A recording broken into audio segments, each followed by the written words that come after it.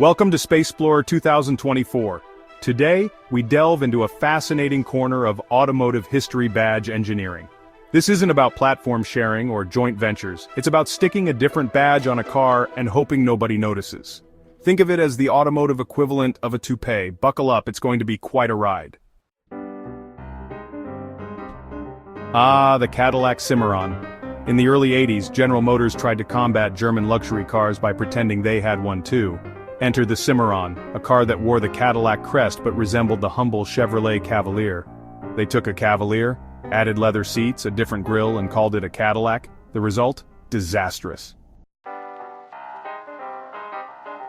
Now, the Ford F-150. Someone at Ford had the bright idea, let's make it a Lincoln. Thus, the Lincoln Blackwood was born. Take a popular truck, add wood trim, plastic that looked like wood, and charge a premium. What could go wrong? Well, quite a lot. Turns out luxury car buyers weren't ready to embrace their inner lumberjack. The Bentley T-Series. In the 60s, Rolls-Royce owned Bentley and shared designs. The T-Series was nearly identical to a Rolls-Royce Silver Shadow. You might think this would be a recipe for success, but in luxury cars, perception is everything. Rolls-Royce was seen as more prestigious, leaving Bentley behind. Aston Martin, makers of fine motor cars for gentlemen spies and discerning playboys. So, what do you do when you need to lower your emissions? You build a rebadged Toyota IQ, of course. Yes, the Aston Martin Cygnet happened. Take a tiny city car, add fancy leather, a thumping stereo, and an Aston Martin badge. Aston Martin thought they'd sell thousands of these little luxury runabouts. They didn't.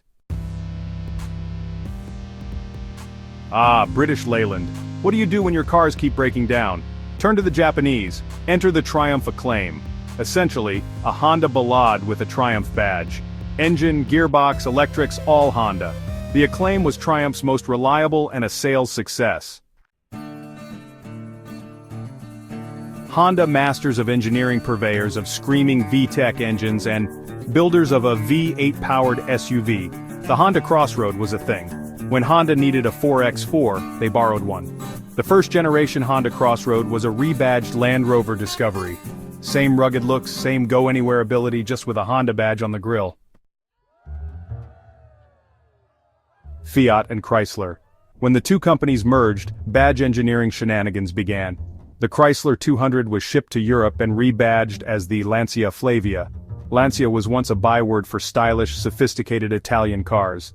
The Flavia was none of those things, and a sales disaster. Saab, the quirky Swedish brand beloved by architects, and Subaru, the Japanese marque known for rally prowess. What happens when you combine them? You get the Saab 92X, a Subaru Impreza WRX with a Saab grille. The 92X was a sales flop.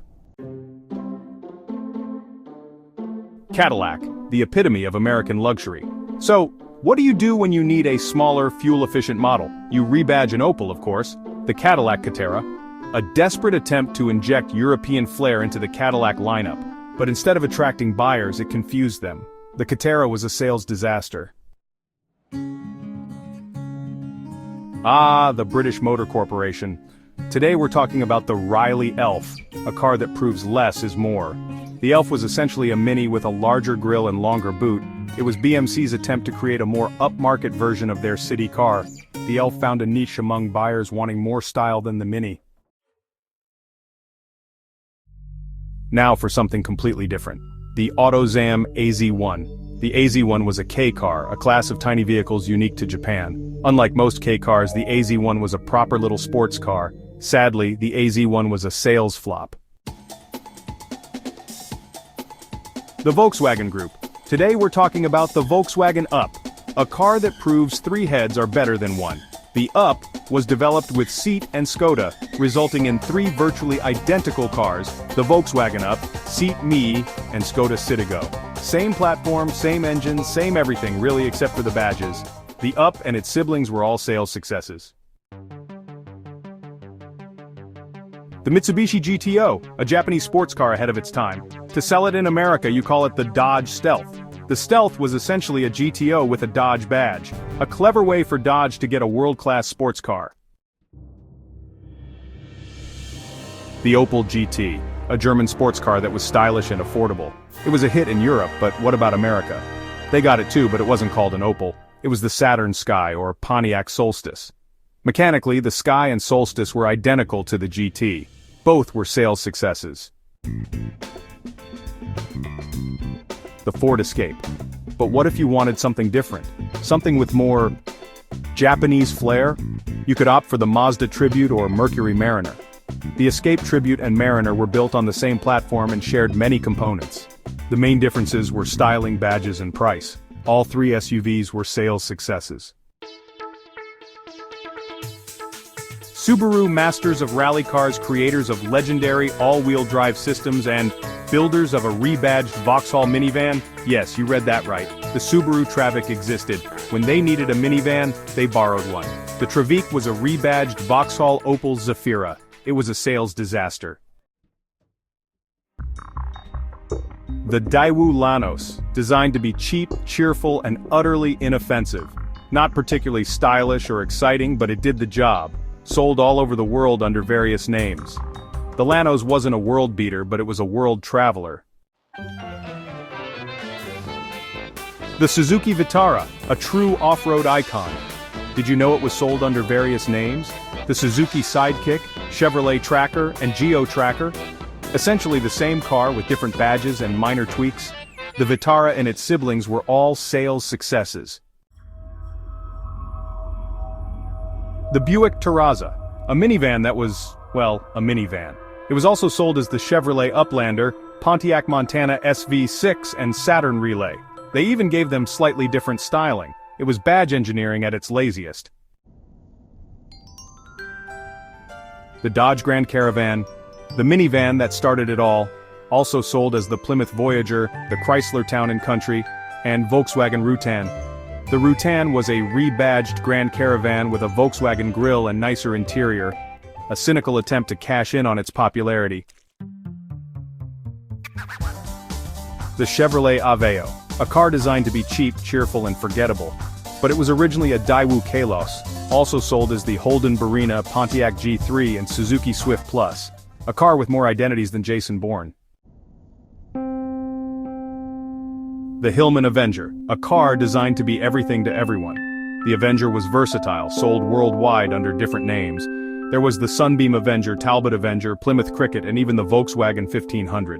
The 1500 was a rebadged Avenger with a Volkswagen grille. The Avenger and its siblings were all sales successes.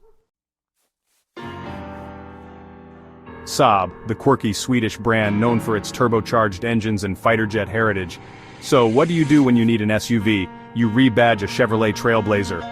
The Saab 97X was a strange beast, a Swedish SUV with an American heart, essentially a Trailblazer with a Saab grille and a nicer interior, a cynical attempt to cash in on the SUV craze.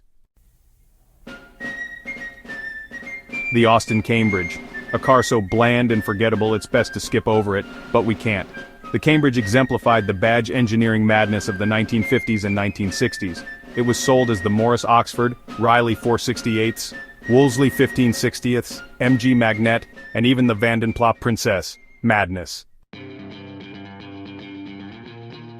The Austin 1100-1300, a car so ubiquitous in 1960s Britain you couldn't throw a stone without hitting one.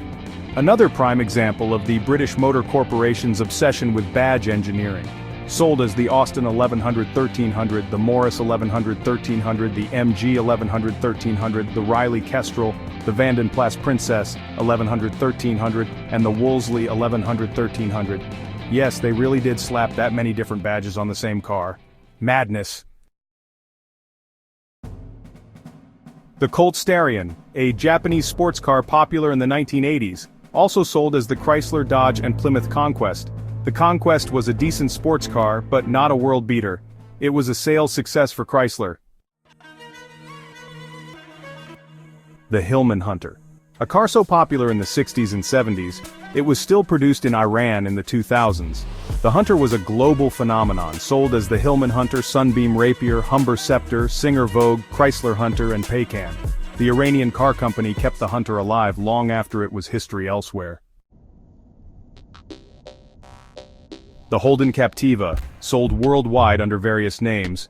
Holden Captiva, Vauxhall Antara, Opel Antara, Saturn Vue, Chevrolet Captiva Sport, and Daewoo Windstorm Max. A decent SUV but not a world beater. Still, a sales success for General Motors. The Holden Monaro, an Australian muscle car so cool that even Americans wanted a piece of the action. It was sold as the Holden Monaro, Vauxhall Monaro, Pontiac GTO, Pontiac G8, Chevrolet Lumina, Chevrolet Caprice, and Chevrolet SS. The Monaro was a proper muscle car, with a big V8 engine and rear-wheel drive. It was a sales success for Holden. The Chevrolet Venture, sold as the Chevrolet Venture, Pontiac Montana, Oldsmobile Silhouette, Buick GL8, Opel Sintra, and Vauxhall Sintra. The Venture was decent but not a world beater. It was a sales success for General Motors. So, there you have it. A whirlwind tour of the wacky world of badge engineering. From cynical cash grabs to successful collaborations, we've seen it all.